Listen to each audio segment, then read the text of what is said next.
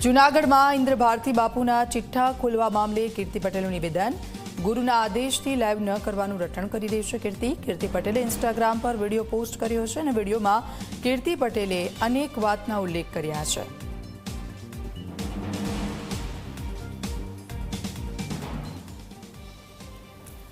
મેં જે 9 વાગ્યાનો ટાઈમ મૂક્યો હતો કે હું લાઈવ કરવાની છું, ઈ લાઈવ રોકવા માટે મને મારા ગુરુનો આદેશ આવ્યો કે ભાઈ લાઈવ નથી થવાનું। એટલે ગુરુનો આદેશ ઈ મારા કહેવાય ને શિરોમણી છે અને એવા સારા સારા સાધુ સંતોનો આવ્યો કે ભાઈ સનાતન ધર્મને છાંટા ઉડે એવો આપણે લાઈવ નથી કરવાનું બેટા, લાઈવ ના કરતી। એટલે બધાનું માન સન્માન રાખીને હું હજુ વાત જ કરતી હતી। એટલે મારું લાઈવ રોકવા માટે પોલીસની મને બે ગાડીઓ મારી પાછળ થઈ, બે ફોર વ્હીલો।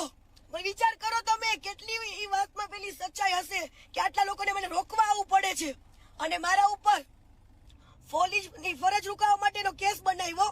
તો તમે લોકો જોઈ શકો છો વિડીયોની અંદર કે મને કોઈ પોલીસે બહાર કાઢી જ નથી કુંડની અંદર, બરાબર।